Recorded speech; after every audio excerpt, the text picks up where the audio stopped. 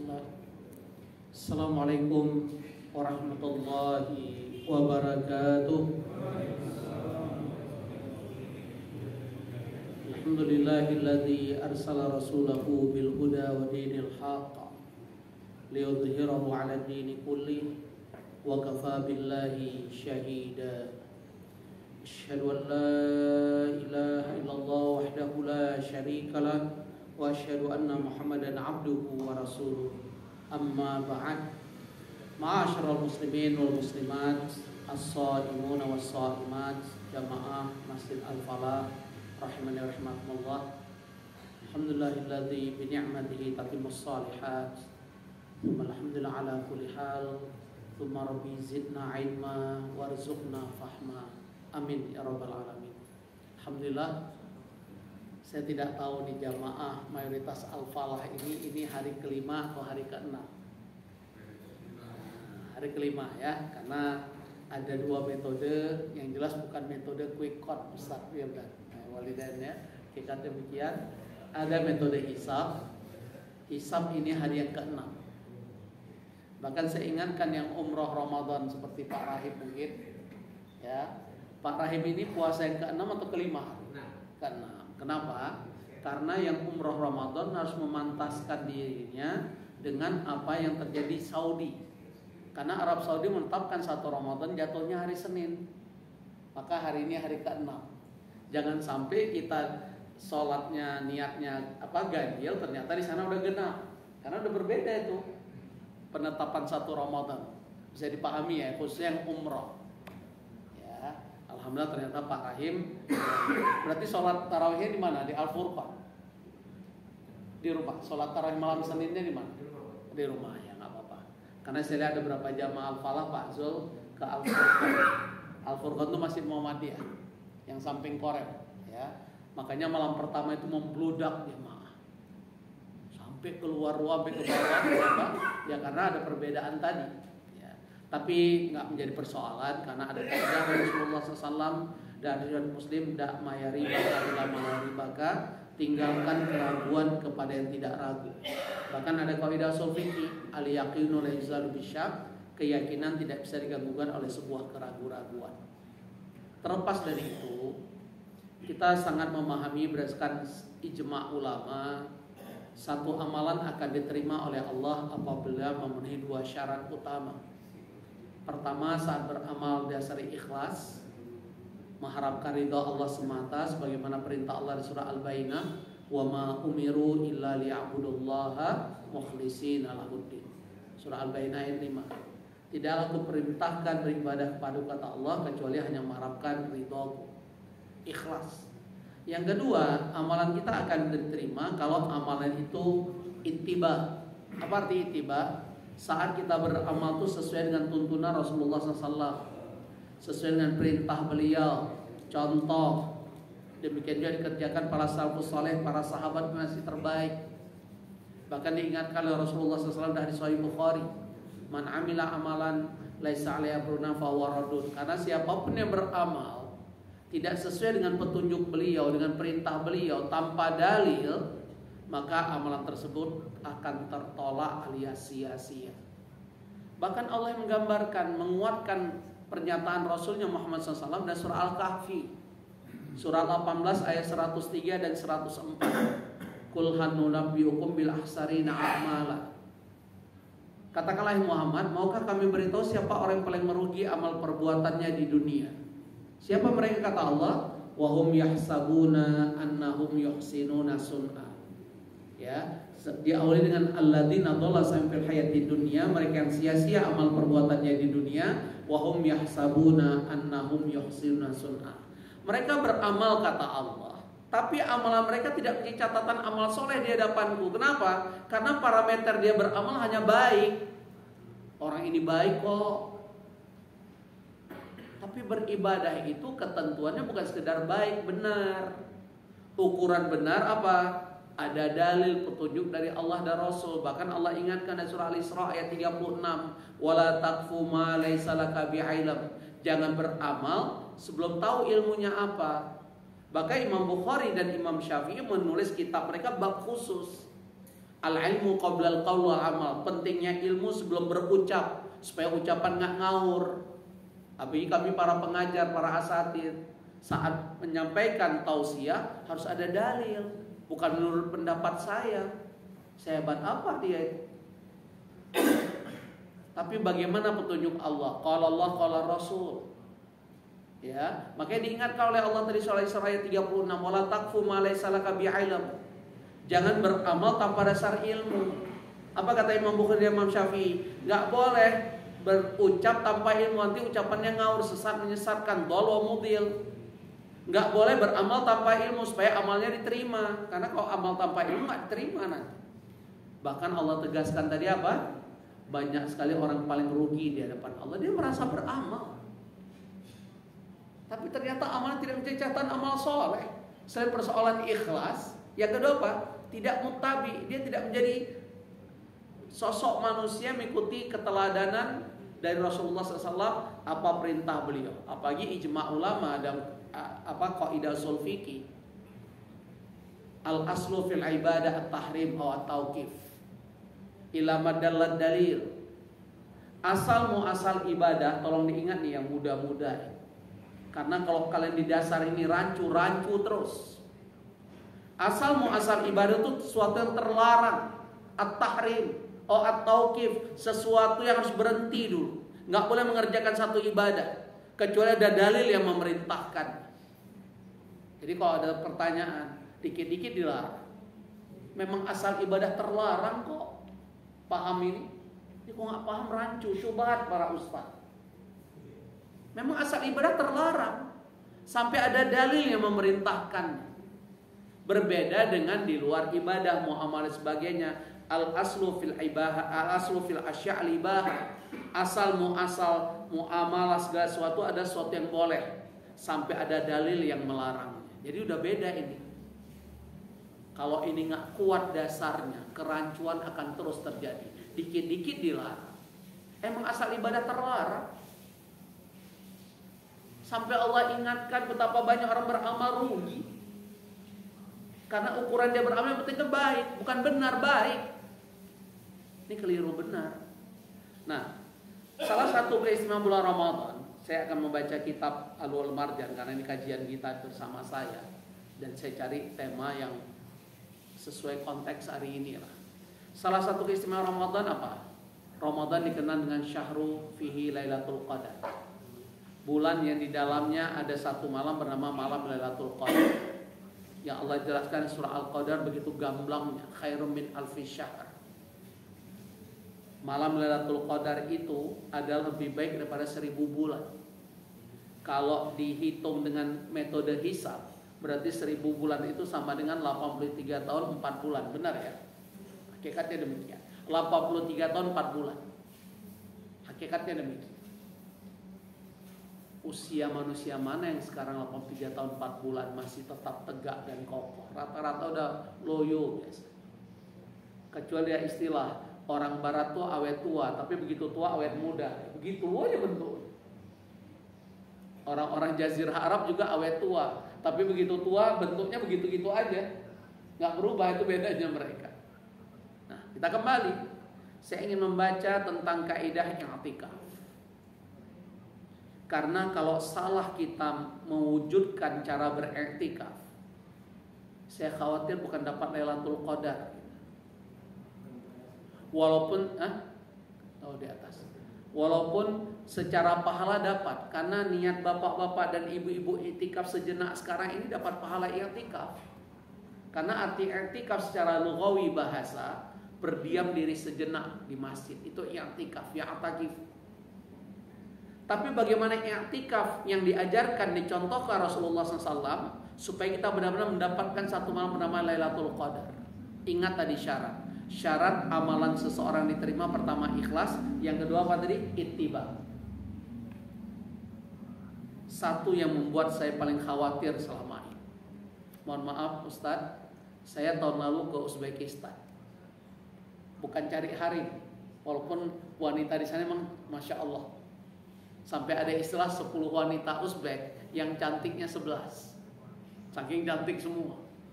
Pengemisnya cantik Pak Zul. Nah, coba bayangkan, Ya, kita kasih uang, kejar-kejar kita, namanya mata uangnya sob, ya. Hanya kita kasih berapa, masya Allah, dikejar. Jadi ngejarnya cantik, bayangkan pengemis cantik. Gimana yang lain? Saya sangat bahagia saat itu, Ustaz. Tujuan saya ke sana tercapai. Pertama, ingin membuktikan kepada orang-orang Thariqat Naqsabandiyah, siapa pendiri Thariqat ini. Apakah mengajarkan murid-muridnya, pengikutnya seperti yang kita lihat selama ini? Kalau puasa dan lebaran selalu berbeda mereka.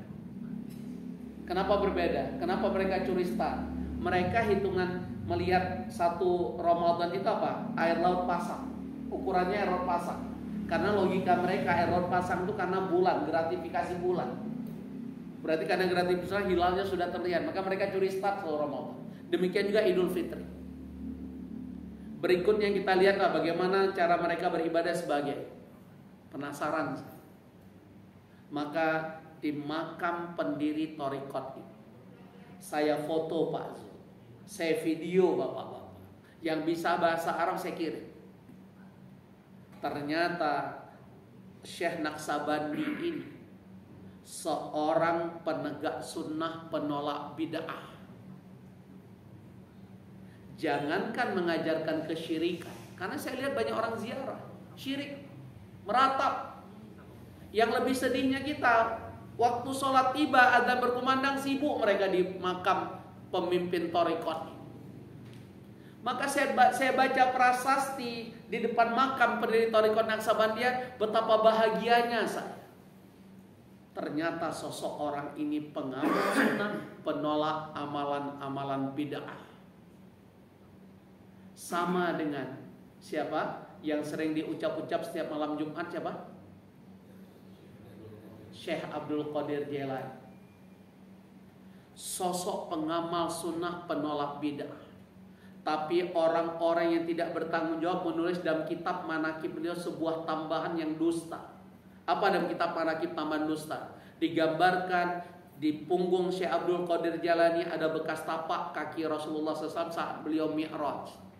Ini ucapannya ayat-ayat wahai dusta atau apa? Siapa Syekh Abdul Qadir Jailani? Sahabat bukan, tabi'in juga bukan, tabi'in juga bukan, tapi beliau ulama pengamal sunnah. Hanya pengikutnya yang hulu lebay, sampai menggambarkan di punggung beliau ada bekas tapak kaki Rasulullah SAW. Saya mohon maaf nanya di ruangan ini, siapa di antara bapak ibu yang sudah ke Aqsa? Pak Remuda ya? Ada nggak flying stone, batu terbang?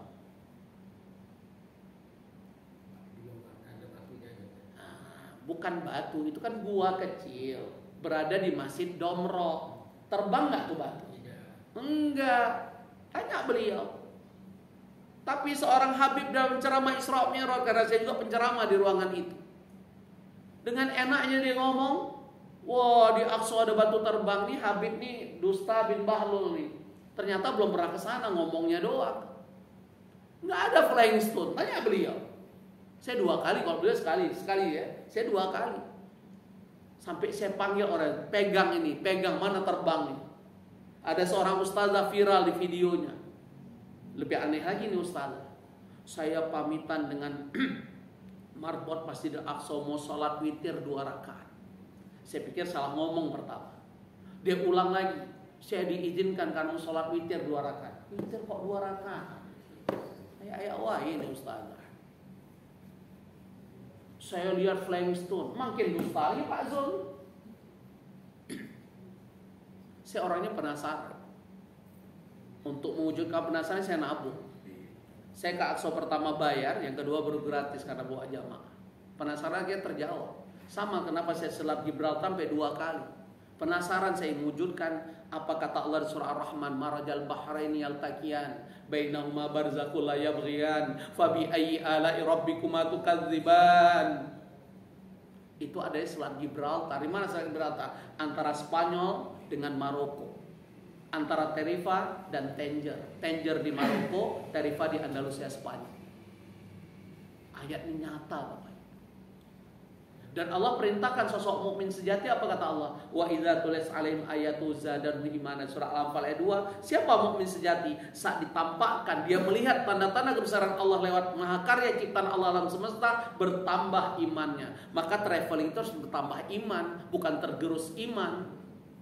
Nah, kembali dari Tashkent kami ke Samarkand naik kereta api cepat. Kecepatan tertinggi itu 370 kilo, sama kayak Jeddah ke Madinah, ya. Indonesia kan kalau yang itu 350 kilo, ya saya udah naik, emang asik juga. Yang nggak asik sampai Padalarang ke Bandungnya naik kereta 20 menit juga, ujungnya mau sejam juga. Gimana cara mikirnya? Kenapa harus ke Bandung? Ya gitulah, nggak ngerti kita. Dan ada dari Samarkand, dari Tashkent kita ke Bukhara. Bukhara itu adalah tempat lahirnya Imam Bukhari, betul, makanya disebut Imam Bukhari. Dari Bukhara kita naik bis ke Samarkand. Nah, ternyata Imam Bukhari dimakamkan di kota Samarkand. Kalau Bapak Ibu ke Samarkand ingin ziarah ke makam beliau, saat itu qadarullah sedang rehab sehingga kita tidak bisa masuk ke pemakaman beliau, masjidnya sedang direhab total. Kalau mau ke sana ini bagus nih, habis lebaran ke sana, karena masjid saya dengar sudah selesai dan begitu indah. Nah, sebelum kita ke ziarah ke makam beliau atau masjid, itu ada museum beliau. Apa yang membuat saya bahagia dan saya bersyukur pada Allah?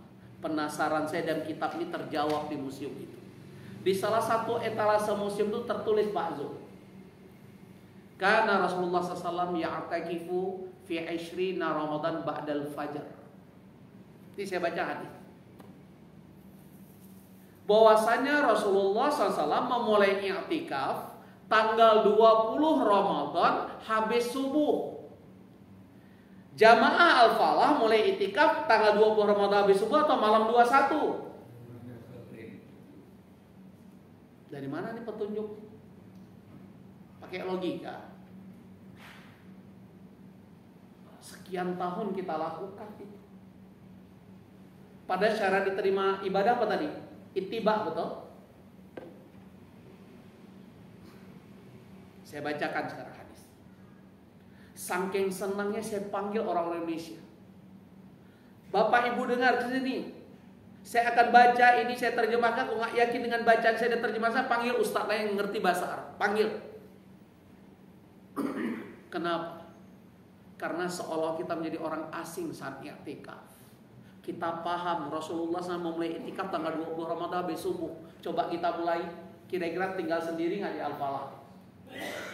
Kapan bertemu teman-teman i'tikaf? Nanti maghrib, malam 21. Ini yang terjadi.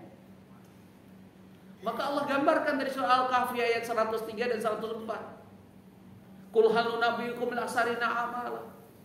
Hari ini cuma kita mohon ampun pada Allah. Rabbana la tu'akhidna in nasina aw akhtana. Hanya itu tinggal.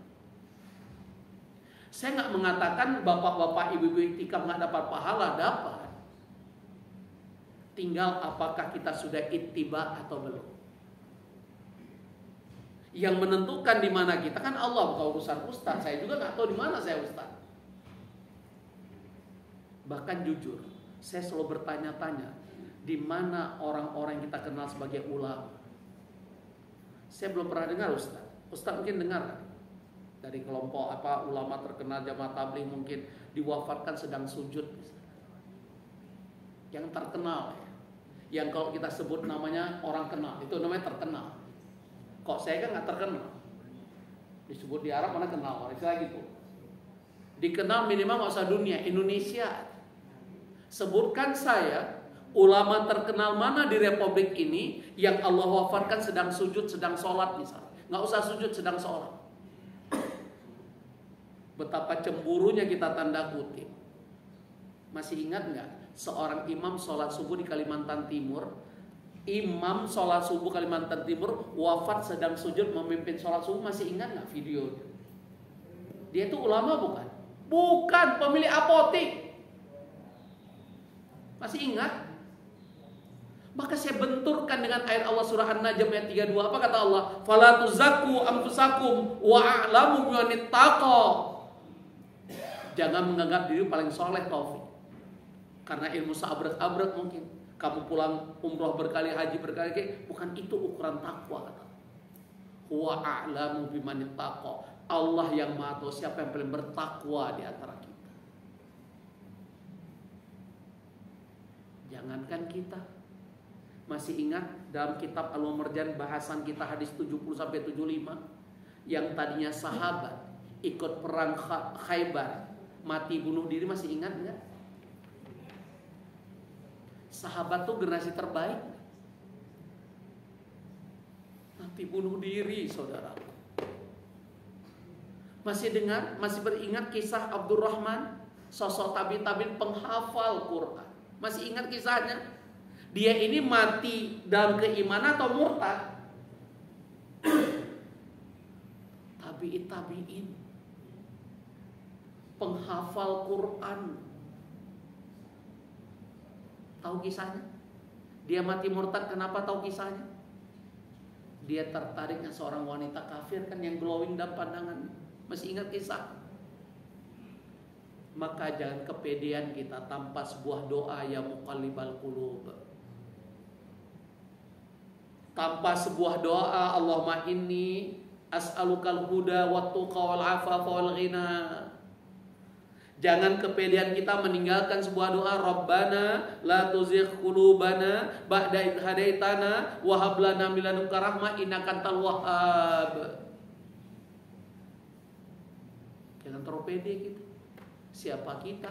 Generasi yang kata Rasulullah, generasi terbaik, khairul quruni qarni, generasi terbaik sesudahku adalah sahabat. Tsummal ladzina yalunhum, sesudah sahabat namanya tabi'in. Tsummal ladzina yalunahum, sesudah tabi'in namanya tabi'in. Ada yang murtad dan mati bunuh diri loh.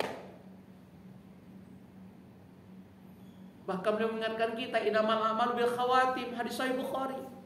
Amal itu sangat tergantung akhir perjalanan hidup. Jangan bangga dulu kita. Saya agak aneh nih Pak Zul. Saya pikir tadi rame ikut kajian, karena kajian maghrib saya melebihi ini kepada kemana? Para bukber. Alhamdulillah ada sahabat saya mau ke rumah mertua, saya bilang beri ya, dengar dulu kajian 1 jam, setelah itu ke rumah mertua. Alhamdulillah belum mau. Dan tahu pahalanya? Orang yang duduk majlis ilmu, dia ada kepentingan tadi, nggak jadi. Dia dengar dulu ilmu. Allah ampuni dosa-dosa. Qad ghafartu lahu. Lihat hadis arba'in tentang pentingnya menuntut ilmu.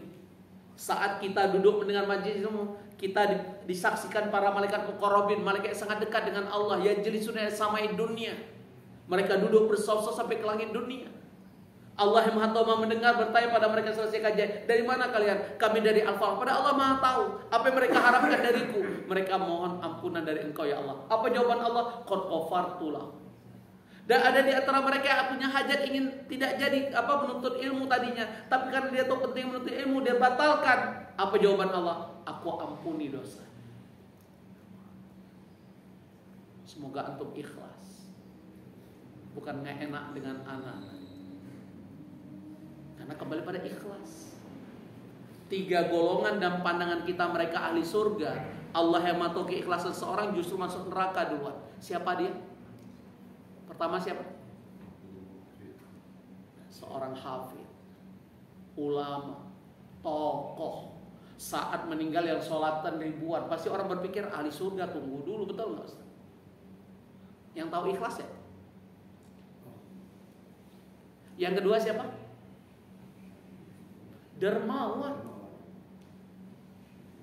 Pembangunan masjid ini Pak Zul dia terbanyak, sehingga kadang ngatur DKM. Kadang-kadang ada orang gitu tipe. Semoga tidak terjadi sih. Ada berapa masjid gitu. Karena dia merasa dia Pak donatur terbesar, dia atur. Ustadz harus rekom dia, mau nggak boleh. Nggak benar juga itu niat. Bahkan saya dengar ada yang marah. Kenapa saya nyumbang nggak disebut nama lengkap, saya lupa pakai haji. Nggak masalah haji aja masalah. Dan itu depan saya terjadi Ustaz. Nggak saya bawa di rumah Allah. Tuh MC itu kurang ngajar ya Ustaz. Kenapa Ji? Masa Ustaz dengan saya disebut Pak Haji? Terus kenapa? Emang ada Haji Muhammad SAW? Kan kita haji capek, pakai capek lagi. Coba bayangkan. Masih ada ngelesnya bayangkan. Itu kurang ajar tuh MC nggak sebut kita haji. Astagfirullah. Malu. Rasulullah SAW pernah nggak pakai julukan haji? Pernah ada nggak? Hajah Aisyah pernah dengar nggak? Aisyah di Indonesia ada. Maksudnya ini istri Rasulullah SAW, bukan Hajah yang lain, bukan Aisyah yang lain. Datang kita capek lah, nggak pantas lah. DKM kurang ngajar itu, nggak sebut nama saya lengkap. Sama kemarin, ya. Udah ini saya kan lagi fundraising Palestina ya Ustaz. Saya tahu kepada Syekh. Semoga bukan yayasan ini. Saya juga nggak tahu yayasan mana. Saya pernah diajak di Pak Zul sekedar curhat. Ternyata mereka sengaja ngundang-ngundang dari sana, tapi nanti begitu dapat ada istilahnya cincai bagi hasil dengan alasan uang operasional. Jadi kacau. Saya yakin kaum muslim bantu ke Gaza, Aqsa kan murni pakai potong uang operasional. Mending kadang-kadang sedikit, kadang-kadang 50% 50-50. Astagfirullah, saya bilang nggak ikut saya. Karena kita harusnya bukan mengajak orang, kita bukan fundraiser. Siapapun saya ingatkan yang ngajak orang jangan jadi calo. Semoga Allah lindungi saya dari calo, ngajak orang berinfak bersedekah, ustadznya nggak ada, hanya ngajak doang. Ini calo. Dan itu kabur maktan. Biasanya ustaz-ustaz gitu mohon maaf video nggak barokah, diabetes, stroke. Karena nggak ada keberkahan. Manusia bisa kita tipu lewat jahim, jaga image betul. Allah bisa kita tipu. Was-sami'ul basir. Hati-hati. Makanya saya dititip Allah SWT anak yatim, debut apa nggak pakai yayasan, takut saya. Tiba-tiba ada orang NGO dari asing, adik kelas saya digontor, Ustaz, biar banyak itu fundraisingnya, kita buat yayasan yang manajerialnya begini. Antum buat, anak mau lihat volunteernya, ikhlas karena Allah atau cari udang di balik PE. Kan itu yang terjadi sekarang. Nah, ikhwani wa ikhwati fiddin rahimahumullah, saya akan baca. Ini panjang, saya tadi udah coret-coret yang sangat penting berkaitan kita. Tanya Pak Rahim atau Bapak Ibu yang pernah umroh akhir Ramadan. Kenapa malam 27 itu tiba-tiba jamaah Masjidil Haram Masjid Nabi kayak air bah Pak? Ternyata ada hadisnya. Karena keyakinan orang Arab Lailatul Qadar itu malam 27. Oh enggak 27 29. Betul enggak? Malam 21 masih nyaman. Begitu malam 27 tiba-tiba kepala kita di bawah bokong orang. Ini Pak Nyoman kan kesana juga bareng saya. Beliau sampai ya benar-benar terasa ya Pak ya. Nah ternyata ada hadisnya. Ini keyakinan mereka. Dan hadisnya Sahih Bukhari ini. Ya saya baca ya. Hadis Abi Umar. Ya radhiyallahu anna rijalan min ashabin Nabi sallallahu alaihi wasallam aru lailatul qadar fil manam fi sab'i al-awakhir. Kata Umar bin Khattab, bahwasanya sahabat-sahabat Rasulullah SAW itu mereka melihat Lailatul Qadar dalam mimpi saat mereka tidur di malam 27. Dan ini bukan satu orang, ashabun Nabi.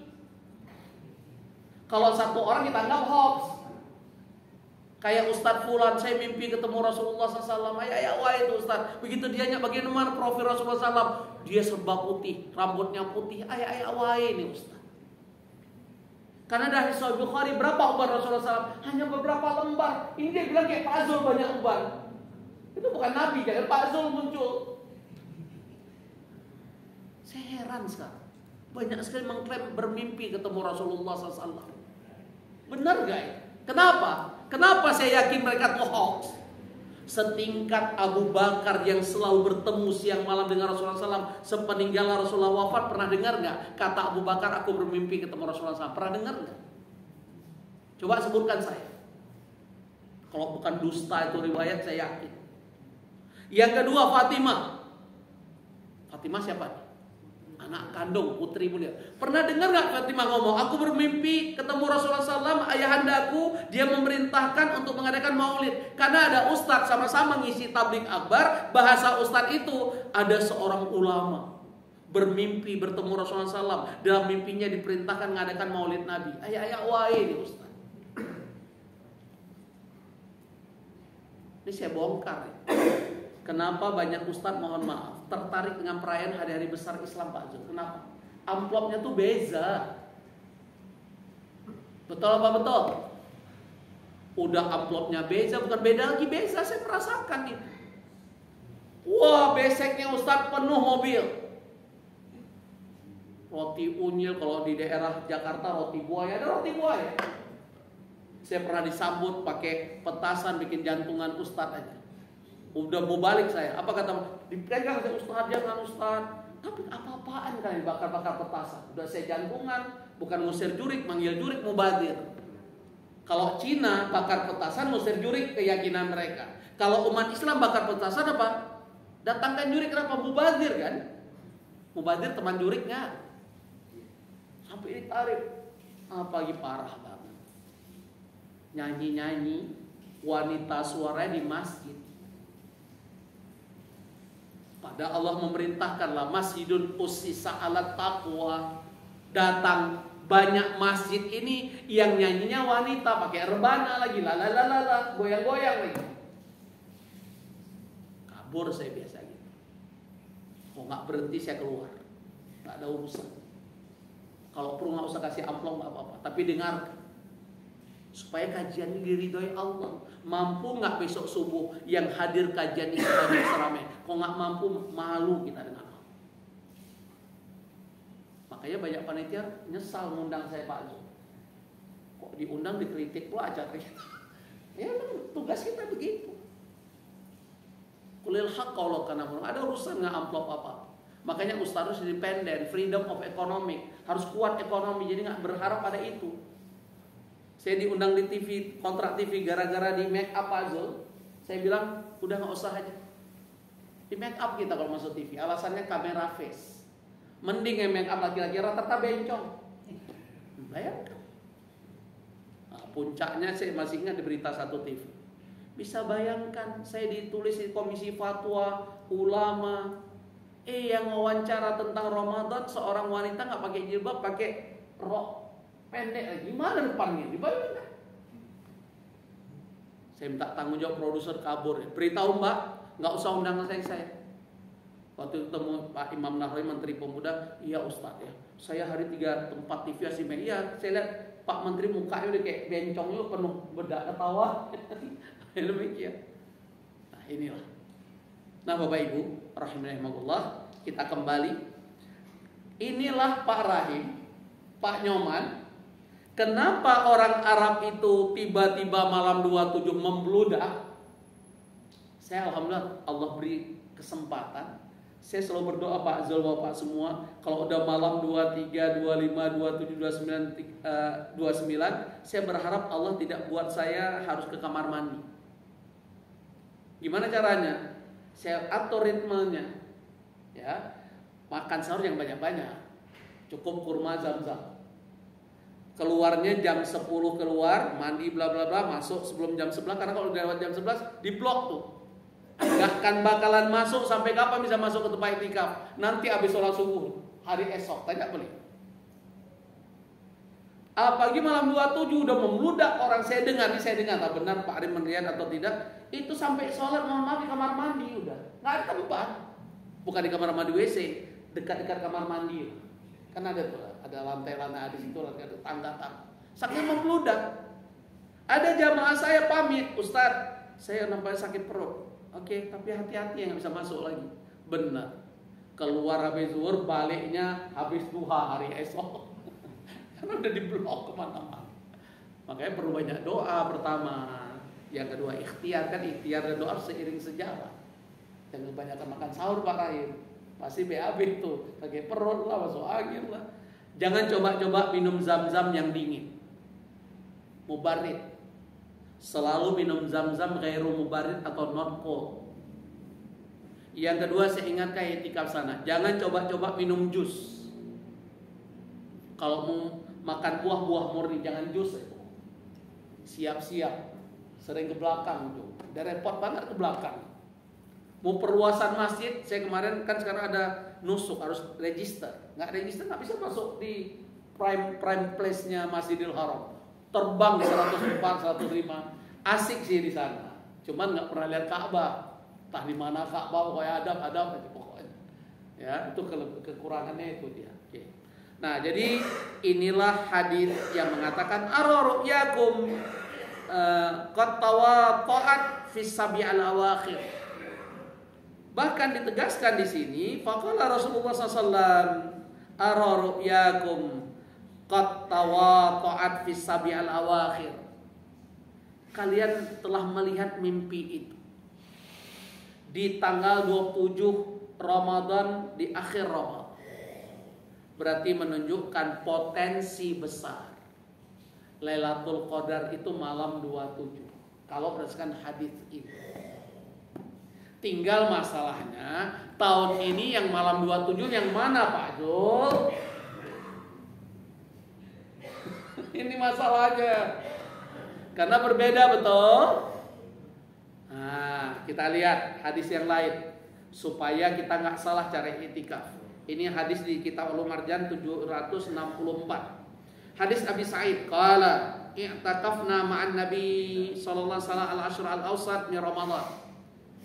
Sahabat mengatakan seperti Sa'id ini, Abi Sa'id Al-Khudri, kami i'tikaf bersama Rasulullah SAW di 10 terakhir Ramadan. Dan nanti tolong dengarkan, tidak ada satupun dalil kami i'tikaf malam-malam ganjil doang. Apalagi gaya i'tikaf, gaya formasi Jerman, masuk jam 11, habis makan kolak, mie glosor di rumah, masuk ke i'tikaf. Udah gaya masuknya macam gaya pindah tempat tidur gitu, bawa bantal, selimut, laptop, ya. Nanti pulang menjelang sahur. Ini gaya i'tikaf formasi mana ini? Siapa yang ngajarin nih? Kalau bahasanya kami dapat pahala, dapat. Ini aja dapat pahala. Ini yang i'tikaf, betul tidak? Tapi pertanyaan, dapat Lailatul Qadar enggak? Jangan-jangan dapat Laila Majnun kalau gaya begitu. Ingat, kenapa saya berani mengatakan gini dapat Laila? Karena nggak muttabi, nggak ittiba. Kan syarat amal diterima kan ittiba. Makanya saya awalnya muqaddimah biar nggak rancu memahami. Jangan ustaz menebak-nebak kami. Bukan, karena tadi ada dasar kaidah. Satu amalan diterima selain ikhlas apa? Ittiba. Makanya saya baca hadisnya. Dah ya? I'takafna. Nah, sebentar. Ya. I'takafna ma'an Nabi sallallahu alaihi wasallam al-awsit min Ramadan fa kharaja sabihati 20 fa khatabana wa qala inni uritu lailatul qadar summa unsituha aw nasituha. Allah. Ini hadis yang saya sampaikan tadi. Bahwasanya Rasulullah SAW fa kharaja sabihati 20. Beliau keluar di 20 Ramadan di waktu subuh. Jadi i'tikaf tuh mulai tanggal 20 Ramadan saat selesai sholat subuh. Kemudian apa digambarkan di sini? Beliau tadinya ingin menjelaskan kapan Lailatul Qadar terjadi. Tapi qadarullah wa ma syaa fa'ala, dibuat oleh Allah lupa. Tadi mau ngomong. Seandainya diomongin enak banget kan gitu. Kira-kira Masjid Al-Fahri perlu sesak apa aja? Seandainya ngomongin, pokoknya malam 27 Ramadan malam Lailatul Qadar, kira-kira mau meludak kan masih? Masih itu aku dilupakan oleh Allah. Faltamisuha fil asya al-awakhir fil witr. Beliau memang mengajarkan kita, bersungguh-sungguhlah di 10 terakhir Ramadan di malam-malam ganjil. Tapi perintah beliau bersungguh-sungguh, bukan i'tikaf hanya malam-malam ganjil. Apalagi tahun ini kita nggak tahu yang mana yang ganjil. Maka kembali kepada kaidah. Beliau mencontohkan i'tikaf dan sahabat mengikut beliau, bahkan istri-istri beliau juga demikian. Mereka i'tikaf 10 terakhir Ramadan. Hanya saja di sini dikatakan semakin bersungguh-sungguh di malam-malam al-witr. Kemudian kita lihat lagi. Ya, wa inni ra'aitu anni asjudu fima in watin. Saat itu tanda-tanda Lailatul Qadar ternyata saat beliau sholat itu, karena Masjid Nabawi tidak seindah sekarang, ada bekas di jidatnya itu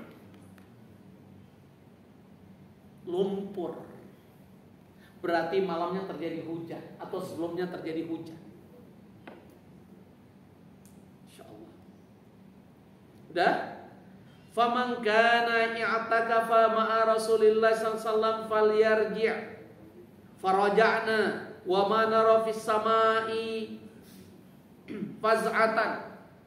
Kemudian orang-orang yang i'tikaf saat itu mereka pulang karena mereka tadinya berharap Rasulullah SAW menyampaikan tentang kapan Lailatul Qadar, tapi kan Rasul dilupakan oleh Allah. Hanya saja tandanya saat itu beliau di malam itu saat beliau sujud ada bekas lumpur di jidatnya karena mungkin baru terjadi hujan, ya. Kemudian wa ma nara fis sama'i faz'atan, kami melihat di langit, faja'at sahabatun famatarat hatta sa'ala saqfu al-masjid. Ternyata di antara tanda-tanda Lailatul Qadar hujan turun. Ini pas pula mulai hujan. Ternyata tiap malam turun hujan. Yang mana Lailatul Qadar? Makanya penting sungguh-sungguh. Ini perjuangan. Tapi memang tantangannya makin dingin, makin asik tuh tidur. Apalagi panitia menyiapkan martabak telur, martabak manis. Orang kekenyangan bisa ngantuk. Betul. Itu contohnya demikian. Tanya Pak Raim ikutan, banyak nggak orang saat sujud tidur di sana? Pernah dengar orang ngorok nggak? Karena sujud di sana juga lama. Tidak sedikit jamaah memanfaatkan. Saya tahun pertama begitu, karena nggak tahu ritme. Baru pertama masuk jungle. Akhirnya saya pahami, kok orang Arab ini banyak tidur dia, pagi, siang, sore. Pagi, siang, malam, sore. Nggak benar juga menurut saya. Begitu habis Assalamualaikum sholat subuh langsung tidur, nggak benar kan? Nggak ada zikir dia, nggak ada syuruk, nggak ada duha, nggak benar juga.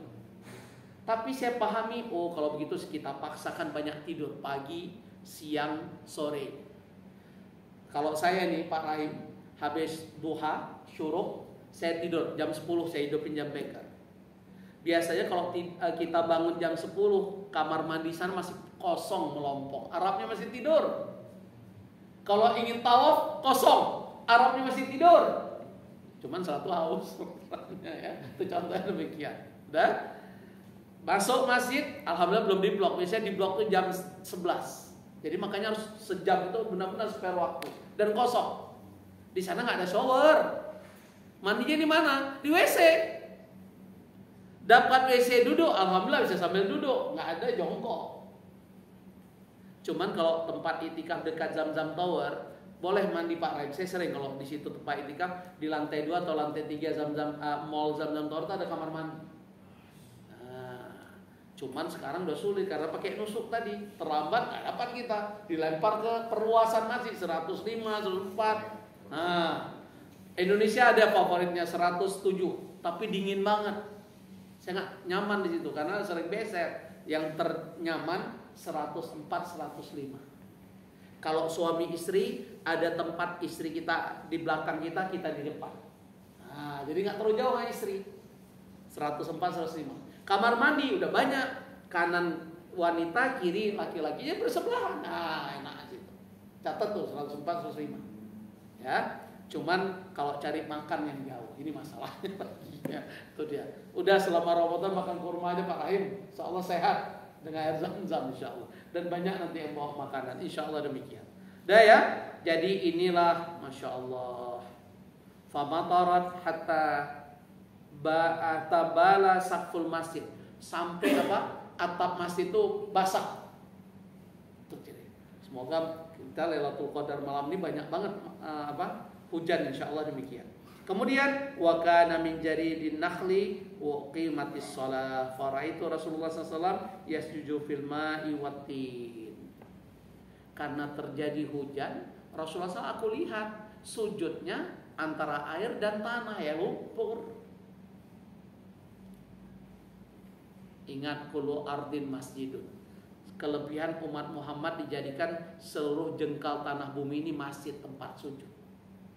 Kecuali yang terlarang kamar mandi, kandang yang ada kotoran binatang nggak boleh. Hakikatnya semua jengkal tanah di bumi tempat sujud. Ya, nah, demikian. Kemudian wakana sudah hatta raaitu athratin fi jabhataihi, sampai aku melihat bekas tanah tadi atau lumpur tadi di keningnya. Hakikatnya demikian. Ya, kita lanjut. Kita lanjut lagi. Saya udah contohkan karena kalau saya baca nggak cukup waktunya. Nah, sekarang kita boleh i'tikaf. Bagaimana i'tikaf dicontohkan oleh Rasulullah SAW? Sebelumnya ada hadis Aisyah qalat, karena Rasulullah SAW yujawiru fil ashr al awakhir min Ramadan wa yaqulu ittaharrau lailatul qadar fil ashr al awakhir min Ramadan. Kata Aisyah, aku melihat Rasulullah SAW i'tikaf 10 terakhir Ramadan. Dia belum memerintahkan bersungguh-sungguhlah di 10 terakhir Ramadan. Nah, ada perintah beliau. Ya, sekedar malam-malam ganjil, ternyata ada hadis yang lain. Bersungguh-sungguhlah di 10 terakhir Ramadan. Ya, itu hakikatnya demikian. Kemudian kita lihat hadis berikutnya. Hadis Abdullah bin Umar radhiyallahu anhu qala kana Rasulullah SAW ya'takif al-ashr al-awakhir min Ramadan. Kembali diulang hadis ini. Bahwasanya Rasulullah SAW i'tikaf di 10 terakhir Ramadan. Catat itu, bukan hanya malam-malam ganjil, tapi 10 terakhir Ramadan. Kemudian hadis Aisyah radhiyallahu anha, zaujin Nabi sallallahu alaihi wasallam, istri Rasulullah sallallahu alaihi wasallam, anna Nabi sallallahu alaihi wasallam kana ya'takifu al-ashr al-awakhir min Ramadan hatta tawaffahu Allah, tsumma i'takafa azwaju min ba'dihi. Ini hadis Aisyah lebih jelas lagi. Bahwasanya Rasulullah SAW i'tikaf 10 terakhir Ramadan sampai beliau wafat. Padahal beliau sosok manusia jamin surga oleh Allah, betul? Sampai wafat. Kapan istri-istri beliau i'tikaf? Sesudah beliau wafat baru mereka i'tikaf. Istri-istri Nabi SAW dijamin masuk surga nggak? Dijamin masuk surga nggak istri beliau? Dijamin. I'tikaf juga tuh, Bu. Jadi laki-laki dan wanita disyariatkan sama, mendapatkan porsi pahala i'tikaf dalam rangka menggapai Lailatul Qadar. Hanya saja untuk wanita, kaidah wanita itu berbeda fikih ibadah. Wanita itu terbaik ibadahnya adalah di rumah. Tapi wanita tidak dilarang dia beribadah sholat di masjid termasuk i'tikaf. Karena nanti hadis berikutnya terjadi saat Rasulullah SAW i'tikaf, istri-istri beliau itu pada caper ikut i'tikaf. Yang pertama mulai bangun tenda itu Aisyah. Dilihat Hafsah. Hafsah dan Aisyah kan rival, ya. Di antara yang paling rivalitas di antara istri Rasulullah sallallahu alaihi wasallam antara Hafsah dengan Aisyah tadi. Dilihat oleh Hafsah, kok Aisyah dirikan tenda ini? Izinlah Hafsah, masih ada adabnya istri, ya. Boleh nggak aku i'tikaf di sini? Aku dirikan tenda. Aisyah mengizinkan. Ya di sini. Wa adzinat ya. Kemudian begitu Hafsah bangun tenda, dilihat lagi oleh Zainab binti Jahsy, bangun lagi tenda. Dilihat oleh suami mereka, isyhada, apa yang kalian lakukan ini? Karena beliau sangat tahu kalau demikian beliau tetap i'tikaf, nggak akan khusyuk i'tikaf seorang suami karena istri-istrinya pada baperan dan caperan. Apa yang terjadi? Beliau batalkan i'tikaf Ramadan saat itu, beliau ganti 10 di bulan Syawal. Ini menunjukkan kalau 10 terakhir Ramadan qadarullah ada yang udur syar'i. Seperti wanita bisa mens atau kita sakit sehingga nggak bisa i'tikaf. Berdasarkan petunjuk hadis ini, kita dibolehkan niat i'tikaf di bulan Syawal 10 hari. Tidak disebut apakah awal Syawal, pertengahan Syawal atau akhir, tidak disebut. Yang penting di bulan Syawal. Ya, hakikatnya demikian. Ya, jadi inilah petunjuk dari Aisyah. Kemudian hadis Aisyah lagi. Radhiyallahu anha faqalat kana Nabi sallallahu alaihi wasallam ya'takifu asyal awakhir min Ramadan faqultu adribu lahu khibaan fa yusalli as-subha thumma yadkhulu. Aisyah yang tadi saya bilang mendirikan tenda. Kemudian Rasulullah SAW melaksanakan sholat subuh. Selesai sholat subuh beliau masuk ke tempat i'tikaf. Nah, Thariqat Naqsabandi ini berdasarkan hadis ini mereka cara itikafnya pakai kelambu Pak Zul. Coba lihat orang-orang suluk itikaf mereka pakai kelambu. Kalau di Masjid Al-Falah semua pakai kelambu nggak cukup tempatnya. Ini masalahnya. Ya itu contoh. Demikian mereka. Karena berdasarkan hadis ini terlak dia paham. Khibaan itu seperti kemah atau kelambu lah. Ya. Kemudian falamma ra'athu Zainab bintu Jahsh fasta'zanat Hafsah Aisyah ayyadriba khibaan. Kemudian Hafsah lihat tadi yang saya sampaikan. Hafsah juga minta untuk mendirikan tenda. Fa'adinat laha fadaribat khibaan. Maka Aisyah mengizinkan Hafsah mendirikan tenda. Falamma ra'atu Zainab binti Jahsyin darabat khibaan akhar. Demikian juga Zainab juga mendirikan tenda atau kelambu tadi. Falamma asbahan Nabi sallallahu alaihi wasallam ra'ala al-akhbiyata faqala. Saat Rasulullah sallallahu ingin sholat subuh melihat tenda-tenda siapa ini? Ya. Faqala ma hadza, apa ini? Fa ukhbira, maka disampaikanlah tentang istri-istri beliau sedang mendirikan tenda ingin iktikaf bersama beliau. Faqala Nabi sallallahu alaihi wasallam tarawna bihinna, apakah kalian melihat kebaikan dari tenda-tenda yang kalian bangun ini? Karena beliau sudah punya feeling sebagai suami, ini bakalan persaingan silent operation. Nah, dalam rangka caper. Ustaz Widan istrinya hari baru satu atau berapa? Nah, kalau baru satu nggak bisa membayangkan. Nah, Ustaz Taufik berapa Pak? Rahasia. Itu dia contohnya. Kalau lihat auranya kira-kira gimana? Itu contoh. Lanjut. Fataraka li'atikaf dzalika syahr. Maka Rasulullah SAW melihat istri-istri pada mendirikan tenda, beliau tinggalkan itikaf bulan itu. Kemudian apa kata beliau di hadis ini? Tsumma i'takafa 'ashran min Syawal. Kemudian beliau itikaf 10 hari di bulan Syawal. Enggak disebut awal, pertengahan, akhir, yang penting di bulan Syawal. Bisa dipahami ini? Jadi kok qadarullah. Ada yang udzur enggak bisa. Ini menjadi sebuah dalil. I'tikaflah 10 bulan Syawal, tapi sendiri, enggak ada orang, kumaha ya? Nggak ada yang siapin lagi makanan. Itu bedanya. Ya saya yakin nggak ada yang mau itikaf bulan Syawal Pak Zul. Itu ya, nggak sendiri dia. Terakhir, karena beliau ke rumah mertua, saya percepat ya. Hadis Aisyah radhiyallahu anha qalat kana Nabi sallallahu alaihi wasallam idza dakhala asru syadda mi'zara. Ini yang membuat saya selalu risau, Ustaz. Dimanapun saya ceramah. Hari ini harusnya saya Villa Duta, ternyata Villa Duta salah kasih jadwal ikut pemerintah. Maka besok saya 4 tempat. Tak bagaimana saya atur besok? Ya, kita demikian. Beliau 10 terakhir Ramadan semakin sungguh-sungguh ibadah. Di negeri kita 10 terakhir Ramadan orang makin penuh sesak masjid atau makin kabur. Masjid Al-Falah bertambah sesak atau semakin maju softnya? Hah? Makin mundur atau makin maju? Maju. Yakin antum pernah iktikaf sini? Oh. Belum mudik ayo pada kosong, nanti malam kita lihat. Saya mau sholat tarawih di sini. Mau menikmati bacaan. Siapa imam nanti? Pak Imam ya. Saya sholat tarawih di sini. Juz berapa bacaan? 6. Oke, insyaallah. 1 juz atau setengah juz? 1 juz? 7 lembar. Oh ini. Tapi intinya di 1 juz ya. Masya Allah ya. Senang saya.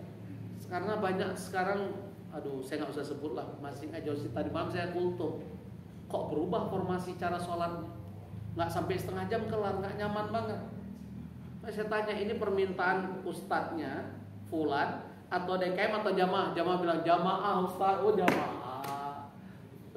Makanya tidak sedikit jamaah sini Pak Zul tolong diingat, pindah ke masjid sebelah. Mau saya tunjuk nih orang-orangnya, ada jejak rekam digital. Saya tanya kenapa? Lebih cepat di sini Ustaz. Itu contoh. Saya kangen yang lama, dia malah pindah cari yang cepat. Ayat yang lain. Afdhalus sholatul qiyam, sebaik-baik sholat yang lama berdirinya. Karena sholatul mi'raj. Sholat kita sedang dating kencan dengan Allah, kita sedang dialog, kita sedang telekonferensi, kita sedang curhat. Kok inginnya buru-buru sih?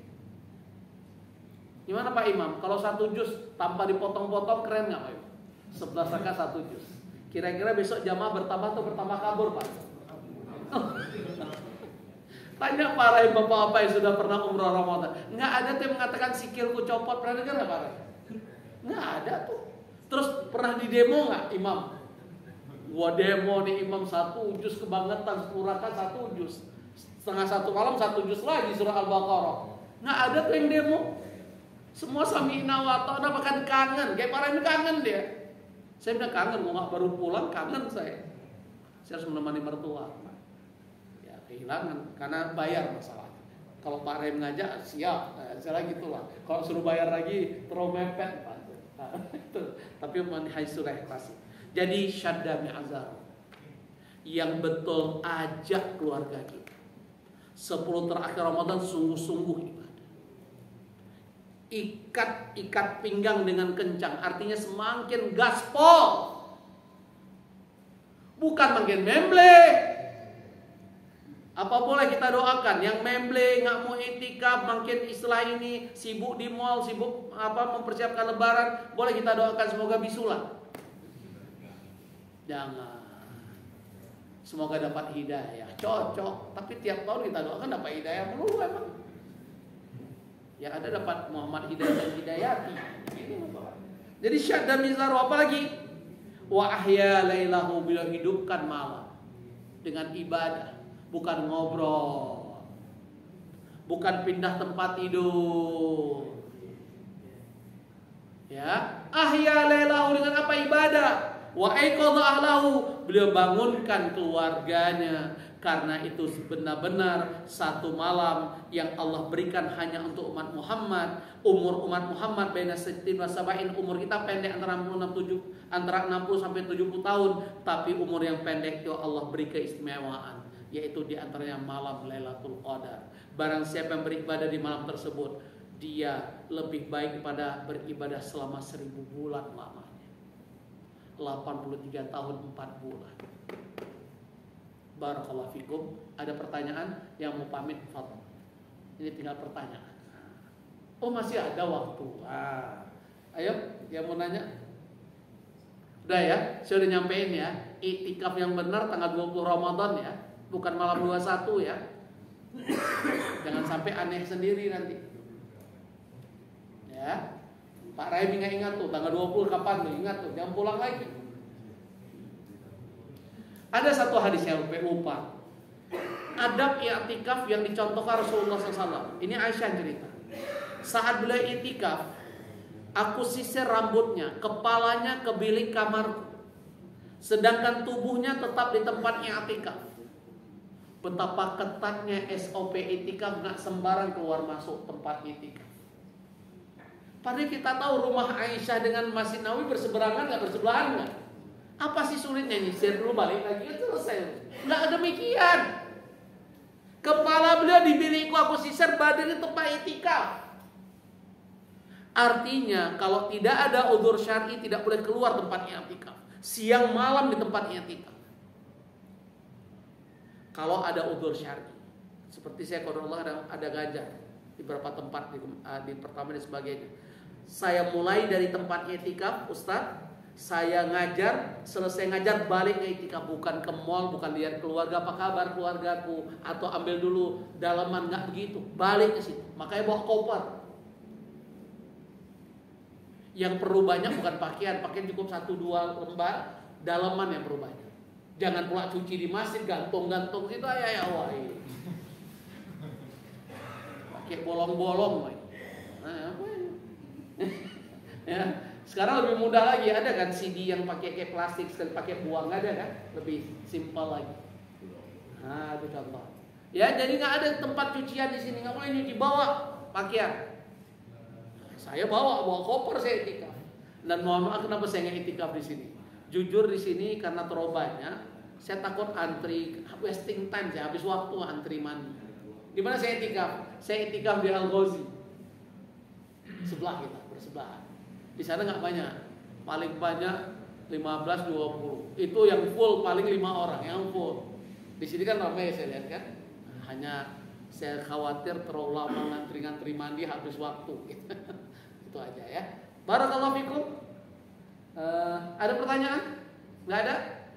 Yang ada, mari kita akhiri dengan doa kafarat majlis. Subhanakallahumma bihamdika, asyhadu an la ilaha illa anta, astaghfiruka wa atubu ilaik. Mohon maaf segala kekurangan saya. Ini pertemuan pertama dan terakhir sepanjang Ramadan. Sekali lagi mohon maaf lahir dan batin. Bukan berkaitan Ramadan, berkaitan umur kita tidak tahu. Berkaitan ada ucapan saya tidak saja kurang berkenan, saya mohon maaf lahir dan batin. Adapun kekurangan Bapak Ibu saya maafkan karena Allah. Sekali lagi doa saya barakallahu fikum. Kejarlah Lailatul Qadar, kejarlah derajat takwa la'allakum tattaqun. Di antaranya jadikan 5 program utama sepanjang Ramadan. Saya lihat masih ada waktu. Pertama, jadikan Ramadan syahrul ibadah, bulan beribadah. Gaspol. Puasanya bukan sekedar nahan lapar dan haus. Hindari kata-kata dusta. Perbuatan-perbuatan yang gak ada manfaat, seperti kebanyakan lihat HP, nonton, ngabuburit. Apalagi di waktu sahur, haram hukumnya. Saya ulangi, saya berani berfatwa, haram hukumnya waktu sahur nonton TV pagi lawak. Karena di waktu sahur perintah Allah bil asharum yastaghfirun. Di waktu sahur banyak istighfar, bukan banyak nonton. Lihat HP juga termasuk makruh ini, sesuatu yang dibenci. Waktu sahur itu banyak istighfar. Ternyata Bapak Ibu, demi Allah saya katakan, dan ini janji Allah, kalau hidup kita banyak istighfar, bukan banyak mengeluh, rasakan 5 janji Allah dari surat Nuh. Surat 71 ayat 10 sampai 12. Termasuk Bapak Ibu yang sulit untuk datang ke Masjidil Haram, Masjidil Madinah, Masjidil Aqsa. Ternyata rahasianya ada di ayat ini, janji Allah. Orang yang banyak istighfar, janji Allah pertama, faqultu astaghfiru rabbakum innahu kana ghaffara. Orang yang banyak istighfar, ku ampuni dosa-dosanya. Yang kedua, ini paling demen pasti Bapak Ibu dan saya. Yursilis sama alaikum idrara. Orang yang banyak istighfar, Allah turunkan rahmat sebanyak-banyaknya. Allah kalau sudah senang dengan kita, merahmati kita, mencintai kita, kira-kira hidup kita waluya nggak? Tahu waluya? Kapan perlu ayo, ayah. Kalau ini waluya, sampai salah ngomong. Kalau bahasa Jawa waluyo, kapan perlu ono. Enak banget nggak itu? Enak banget. Pak Ustaz Firdan, saya ngajar Menko Poluka di Jenderal Bintang 3 aktif. Minta tolong saya Ustaz, ajarin saya bagaimana untuk umroh haji. Jenderal emang belum pernah umroh? Belum pernah? Belum Ustaz. Kemana aja? Apa jawabannya? Sibuk Ustaz bela negara. Bela negara nih. Mati negara pernah mikir saya bilang. Nah, coba ya. Dia belum waluya, duitnya banyak belum waluya. Di ruangan ini banyak waktu, kenapa nggak berangkat? Duitnya belum terkumpul, belum waluya juga. Itu masalah. Waktunya banyak, uangnya belum waluya juga. Yang waluya punya uang, punya waktu, punya niat yang kuat, berangkat pasti. Betul nggak? Karena punya uang, punya waktu, nggak punya niat, nggak berangkat juga. Banyak orang kaya nggak berangkat, betul tidak? Fa'idza azamta fatawakkal Allah. Kalau kamu sudah bulatkan tekad, serahkan padaku, kata Allah. Wa may tawakkal 'ala Allah fa huwa hasbuh. Karena saat kita benar-benar totalitas menyerahkan diri kita pada Allah, Allah cukupkan, Allah mudahkan, Allah buat waluya. Yang ketiga, ini paling demen lagi. Ternyata rahasia ingin banyak harta, dimudahkan mencari rezeki Allah, banyak istighfar. Wa yumditkum bi amwal, ku berbanyak harta, wa banin. Ternyata rahasia banyak anak, banyak istighfar. Ustaz berapa anaknya? Berapa? 3. Saya 8 Ustaz. Ini anak kandung semua Ustaz.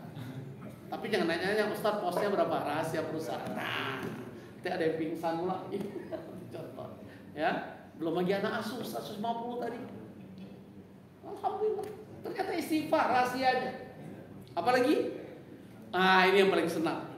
Ternyata rahasia ingin keliling dunia, melihat tempat-tempat keindahan di muka bumi ini, perintah Allah banyak istighfar. Lihat surat Nuh ayat 12. Wa yaj'al lakum jannatin wa yaj'al lakum anhara.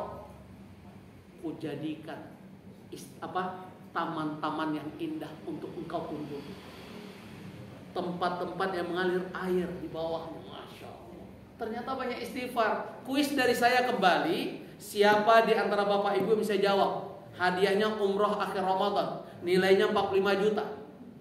Apa manfaat mengeluh?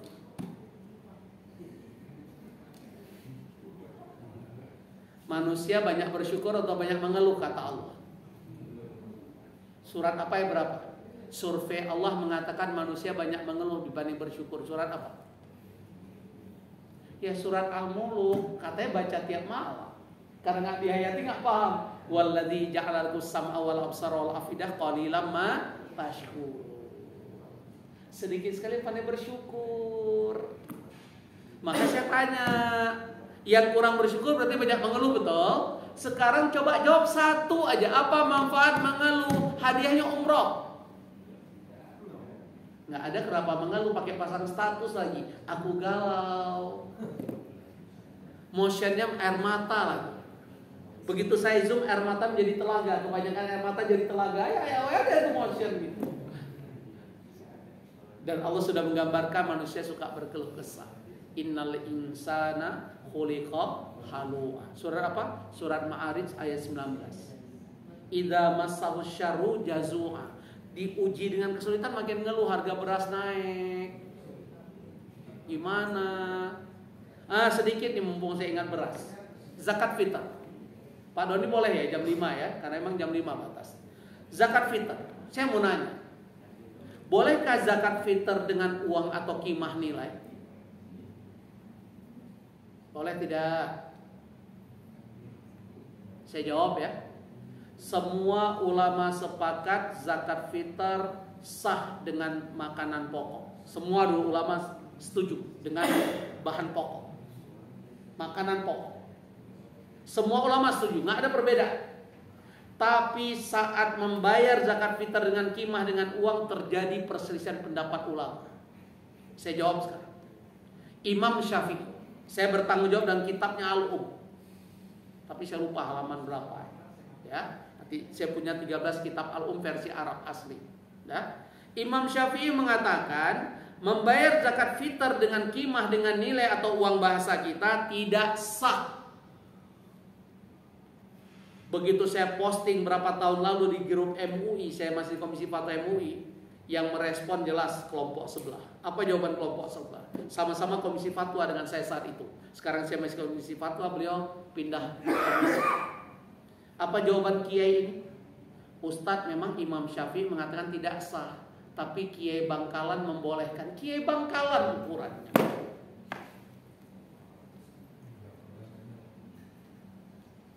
Saya nggak dusta. Ini Ramadan, saum, rumah Allah. Musejidal, nggak nyambung. Kan nggak nyambung kalau kita debat sabra, nggak akan nyambung. Karena keyakinannya Kiai Bangkalan boleh. Imam mana, pendapat mazhab mana yang membolehkan dengan bayar zakat fitr kimah? Imam siapa? Imam Hanafi. Tapi tunggu dulu, masih koma nih ucapan saya. Imam Hanafi mengatakan bolehnya seseorang bayar zakat fitr dengan kimah dengan nilai dengan uang jumlahnya 5 kilo makanan pokok. Selama ini orang pakai uang zakat fitr bayarnya 2,5 kilo atau 5 kilo. Berarti pakai imam mana ini? Jangan pakai Imam S. Arifin ya? Atau Imam Narawi atau Imam Budiarso ya? Oke, itu satu. Saya udah ngomong. Cek, sekarang kan mudah. Tanya Google, apa pendapat Imam Syafi'i zakat fitr dengan uang? Itu kan mudah kan? Kalau nggak bisa baca kitab, mudah kan? Nanti Ustadz cek. Saya nunggu sampai taraweh. Benar nggak ucapan saya? Dah, yang kedua, ukuran zakat fitr. Terjadi perbedaan lagi. Ada 3 pendapat ukuran zakat fitr. Yang pertama mengatakan 2,1 kilo. Jumhur ulama yang dipakai Indonesia lewat Kemenak dan MUI menetapkan 2,5 kilo. Karena mayoritas ulama mengatakan zakat fitr ukuran 2,5 kilo. Tapi ada juga pendapat 2,7 kilo. Saya lebih membenarkan pendapat ketiga. Kenapa? Saya Pak Doni punya mut dari Madinah, bersertifikat Madinah. Yang kasih adalah Syekh Ali Jaber Allah Yarham, lewat asistennya beliau. Begitu saya timbang dengan mut bersertifikat Madinah, itu ternyata ukuran 2,7 kilo. Karena ada 3 pendapat, kalau boleh saya bersaran dan berfatwa diri saya dan kita semua dalam rangka kehati-hatian. mulai tahun ini keluarkanlah zakat fitr 3 kilo. Kalau lebih jadi sedekah, kalau sampai kurang gimana itu? Apalagi bayar zakat fitr dengan uang, ternyata bukan 2,5 kilo, 5 kilo kata Imam Hanafi. Kata Imam Syafi'i tidak sah. Jadi bagaimana mensiasati Pak Doni sebagai ketua DKM dan Pak Zul ketua yayasan? Masjid ini menyiapkan beras yang ukuran 3 kilo. Kalau ada jamaah Al-Falah membayar lewat uang, konversi langsung ke beras. Kami terima uangnya, kami ganti dengan beras ya Bapak Ibu, selesaikan urusan. Yang kedua Pak Doni, ini saya mencoba membantu memudahkan panitia. Sering panitia merasa kita keluar distribusi zakat fitr sehari sebelum lebaran. Padahal syariatnya di malam takbiran. Karena substansi zakat fitr tu'matul lil masakin, memberi makan orang miskin. Begitu nanti Idul Fitri mereka bahagia karena makannya masih banyak melimpah. Kalau dikasih 2 hari sebelum Idul Fitri udah habis tuh makan. Jadi substansi syariat nggak kena. Dah, gini Pak Doni menurut saya, supaya nggak repot panitia, siapa mustahik zakat fitr dibagi kupon. Kapan mereka mengambil zakat fitrnya? Habis sholat isya. Mereka diperintahkan sholat isya berjamaah di Al-Falah. Kira-kira Al-Falah memudahkan apa? Bukankah Pak Doni semua kita dapat pahala? Mandalla ala khairin falau ajru mithlu fa'ilihi. Menunjukkan satu kebaikan. Kita perintahkan mereka sholat isya berjamaah. Syarat mendapatkan kupon zakat fitr sholat isya berjamaah. Dapat pahala nggak kalau mereka sholat? Jadi nggak ada alasan panitia kami repot Ustaz malam takbiran. Sebagian panitia udah mudik. Kasih aja kupon kembali mustahik. Mereka ambil habis sholat isya di sini, kan selesai urusan. Bahkan syiar masih kita jadi ramai malam itu karena pada sholat isya. Dapat pahala, dapat menunjukkan kebaikan. Mandalla ala khairin, man sanna sunnatan hasanah fil Islam, falahu ajru wa ajru man amila biha. Menunjukkan satu kebaikan dari Islam, dia mendapatkan pahala dari orang yang mengerjakan kebaikan tanpa diberi pahala orang tersebut. Keren kan? Yang ketiga, mumpung ingat dan ada waktu, hati-hati masalah mudik. Syariat memberi sebuah pandangan tentang mudik. Mudik itu nggak terlarang. Bahkan kalau konteksnya dianggap silaturahim itu kewajiban, perintah agama. Silaturahim. Bahkan diingatkan oleh Rasulullah SAW, man sarrahu ayyab sutarizqahu wa yunsha'a fi athari falyasir rahimahu. Yang ingin dipanjangkan umurnya, dilapangkan rezekinya, hendaklah silaturahim. Kalau mudiknya niat silaturahim berarti itu perintah syariat agama. Tinggal tolong mudiklah yang sesuai syariat. Walaupun nggak ada dalil, saya hanya mencoba beristihad. Kalau salah semoga Allah ampuni saya. Mudiklah sebelum tanggal 20 Ramadan, supaya bisa sampai di kampung halaman tanggal 20 Ramadan habis subuh udah berada di masjid kampung halaman. Ini mudik pertama. Yang kedua, mudik terbaik kedua adalah mudiklah sesudah sholat isya di malam takbiran. Iktikaf dapat, makan opor ayam nggak membatalkan puasa, udah malam. Carilah rest area. Tapi juga harus dilihat kira-kira sholat Idul Fitri aku tercapai nggak di kampung. Jangan gara-gara mudik macet, sholat idnya di jalan, ini salah juga. Maka jawaban saya, mudik yang sangat sesuai menurut saya dengan syariat dan saya bertanggung jawab dengan dalil, mudiklah habis sholat Idul Fitri di Yasmin sektor 6. Karena Yasmin berkumpul ya, seluruh perumahan Yasmin berkumpul. Selesai sholat id di mana ditetapkan tahun ini, bersalaman dengan sesama jamaah dan tetangga. Ingat saudara kita terdekat adalah tetangga, betul? Selesai bermaafan, mudiklah Bapak Ibu. Ma'assalamah fi amanillah. Kenapa saya katakan ketiga Pak Doni dan Pak Ibu yang terbaik nomor 3? Karena i'tikaf kita nggak terganggu, betul? Kita mendapatkan sholat id bersama jamaah Yasmin Raya, betul? Dan kita bermaaf-maafan dengan orang yang selama ini, selama setahun kita sangat dekat berinteraksi dengan mereka. Sedangkan orang-orang kampung kan setahun sekali kita berinteraksi, betul? Menurut saya inilah mudik yang insya Allah mendapatkan ridho. Yang lebih hebat lagi apa mudik yang terakhir? Nggak sampai membatalkan puasa Ramadan, betul? Kan kalau kita mudik tanggal 19 Ramadan kira-kira pada puasa nggak di jalannya? Alasannya musafir. Betul dapat rusuh, tapi kan rugi.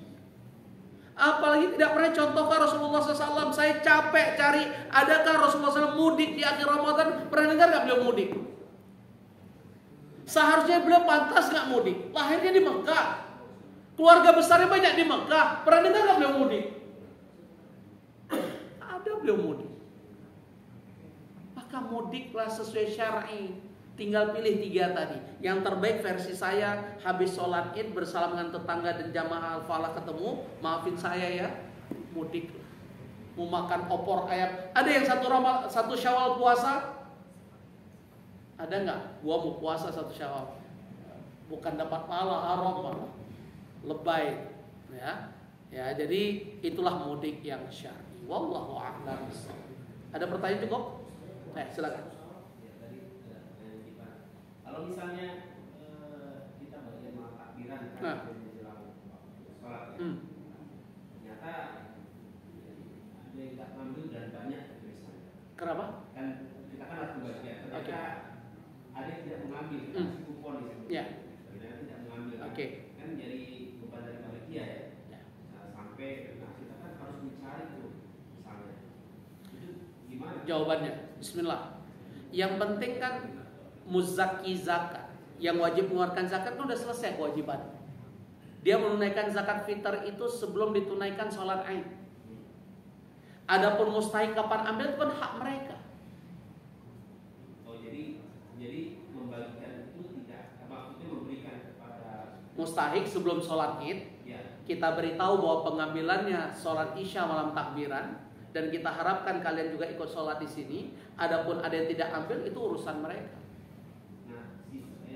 Sisa yang tidak diambil, panitia simpan aja satu tempat. Mungkin besoknya dia datang, kasih aja.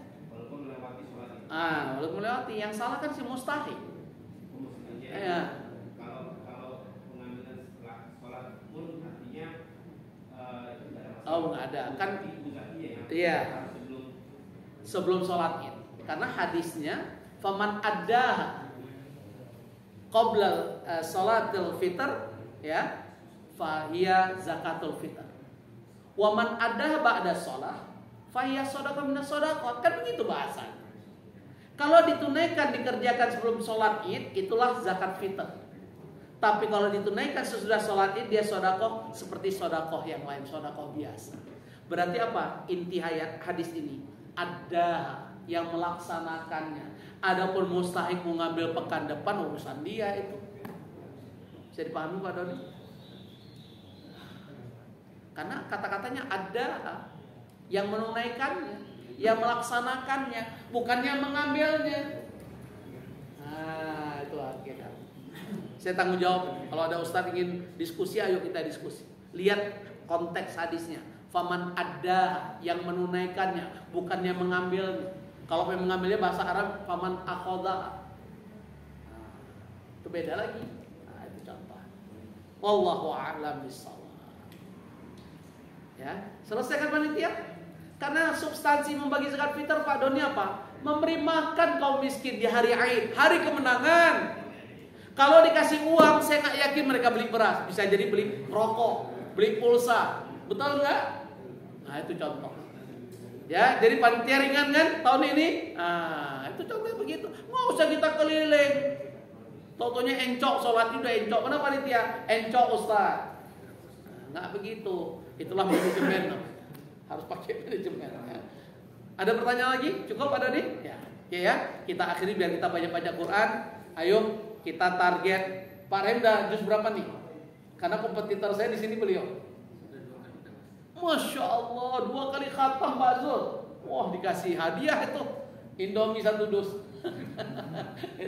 Masya Allah. Kan benar kompetitor saya selalu menang beliau. Ya Masya Allah. Target berapa kali? Tapi saya ingatkan, lihat surah Al-Qiyamah ayat 16. La tuharik bihi lisanaka lita'jala bihi. Cara baca Quran itu nggak buru-buru. Jangan sampai rubba qarin wal Qur'annya lanu. Betapa banyak orang baca Quran melaknat baca. Kenapa? Karena terlalu cepat, udah nggak paham kita. Bahkan apa kata Rasulullah SAW? Satu ayat yang kita baca, kita pahami dan mampu kita amalkan lebih baik daripada sholat 1000 rakaat. Hadis Abu Daud. Ya boleh targetnya demikian, tapi hati-hati dengan kaidah waratil Qur'an tartila. Bacalah Quran dengan tartil. Makharijul hurufnya jelas, tajwidnya jelas, itu. Syukur-syukur Pak Rahim dan saya dan semuanya baca Quran sambil memahami nikmat. Kalau saya begini Pak Rahim, target selesaikan, tapi kebanyakan 10. Cukup 3-5, sisanya baca Quran sambil tadabbur. Makanya saya nggak banyak-banyak target, cukup 3 Ustaz. Udah? Sisanya kalau ada waktu saya tadabbur. Karena tadi hadisnya, satu ayat yang kita pahami lebih utama daripada sholat 1000 rakaat. Karena Quran perintah Allah apa? Dalam surat Muhammad ayat 24 para ini. Buka surat Muhammad ayat 24. Afala yatadabbarunal Quran am ala qulubin aqfaluha. Kenapa kamu tidak mempelajari Al-Quran? Kalau tidak hatimu tertutup dari kebenaran. Apa kata Rasulullah SAW? Saya di zaman kanan nasu yaqra'unal Quran la yujawizu hanajizahum. Sebentar Pak Rahim. Oh ya, sedikit lagi. Banyak orang baca Quran mereka baca tidak sampai kerongkongan. Tenang Bu Eni, nanti dengan urusan saya. Kalau dimarahin urusan saya. Udah lihat saya Bu Eni. Ya, jadi hati-hati, silahkan punya target, tapi nggak usah terlalu banyak. Ya, cukup mungkin 3 atau 5, sisanya tadabbur. Oke, insyaallah. Bukan saya halangi, bukan. Supaya lebih bermakna baca. Kalau nggak cuma baca doang, nggak terhujam makna. Wallahu a'lam. Silahkan ketemu istri kekasih. Oh, daripada nggak dilayani malam ini.